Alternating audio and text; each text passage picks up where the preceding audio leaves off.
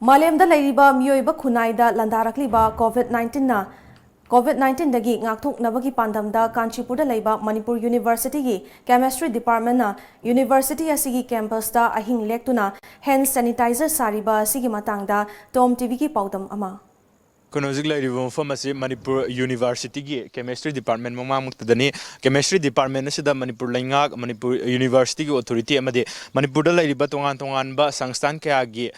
Ngaklo makada hauzi mayam na mi binary ba COVID-19 ngakthokpada yamna mateng pangliba hand sanitizer sungle mafam asida hand sanitizer sungba sida kari khudongcha da ba thengnariba amade sungliba sina matau karamna sungliba kari wakhalda gi sunglakliba kaya haibadu mayam punna khangminnabagi tanja adu lawisi LEIRIBA mafam asi chemistry department gi hek mamang department gi laboratory mamang dane lab sida kari thabak chathariba aduga matau karamna makoina hand sanitizer sariba singi maraktagi kari wafam phongdoring wab the ma'am puna kamina si chemistry department local libo khongthang se COVID-19 dagi ngakthoknaba ne tawubo sigista kana na support lak ba do hauzik phogidi kari fivam da leire habdo matim ihana na khoi se akhoi LEIRIBA research scholar singjina date 18 17 18 da khoi sai sa gi lab da akhoi LEIRIBA ethanol se tawraga khoina hand sanitizer se saba gi khoi tongan ba WHO gi formulation se da khoi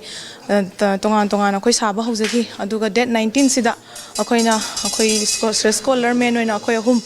che Sasika amadi Rajib Atom Rajib akhoi ahum na tawraga he tagi khoina sir akhoi lab ta sumaina sai sa gi lab ta khoina hand sanitizer si akhoi saba ngambagi khudong chaba se leijare aduna sir stock ta leba ethanol kharana akhoi sare haraga MU gi community da LEIRIBA akhoi gi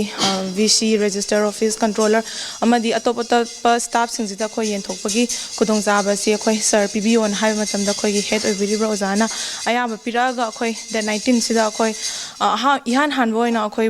saba haujaki saba hawa matam da ahamada bottle gi packaging akhoi gi Manipur da di bottle main oina sanitizer hap haibasi khoi bottle macha da ngakta hapani na leitabani na khoi na kano fruit juice hapa akhoi gi Manipur gi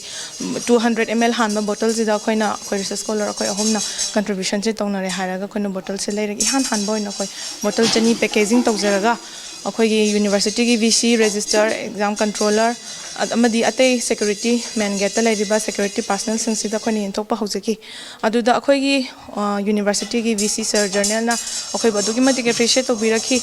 akhoi main on LEIRIBA Manipur University gi student union khoi na thabagasi hauba numitagi akhoi gi manakta dum leibire haraga makhoi singsiga akhoi punna voluntary services se da makhoi gi mateng su pangki main on hand sanitizer sizina ba haibasi akhoi yumdagi mapan da thoklaga thaba ingang tawribasing sapona isingna khut hambagi khudong chadaba phangma mafam sing asida akhoi hand sanitizer si sizina bigadabani akhoi na tawribasi akhoi na society da Manipur University da akhoi na leiraga leba sigi damakta akhoi na angamba akhoi na ha moina youth moina akhoi research scholar sigumba research ki line da akhoi na tawjariba sida angamba matang mayam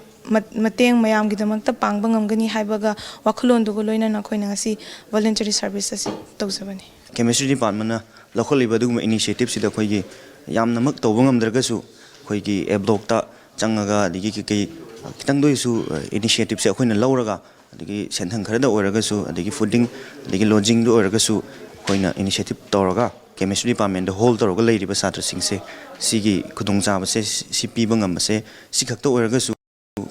khoi yam nungai jabam phauze hausi samna haragadi singna khoi da supply tawbiragadi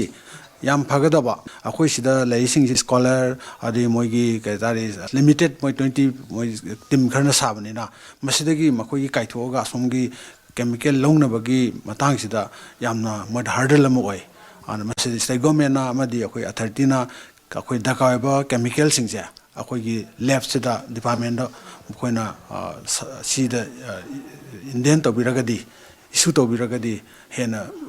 kudong sagane na thamjagi nakalam da Manipur Laingak amadi tongan ba sing laukthokliba lockdown curfew asi Manipur miyam gi yaifan bagi damaktani laukthokliba lockdown amadi curfew manung da miyam na wakhal ta daba mawong da lambi lamkhang da thoktuna koina chatuna LEIRIBA kaya asi wakhal tabiro cameraman loya ka loina na paudam jariba yaifava maitai kharibam Times of Manipur MU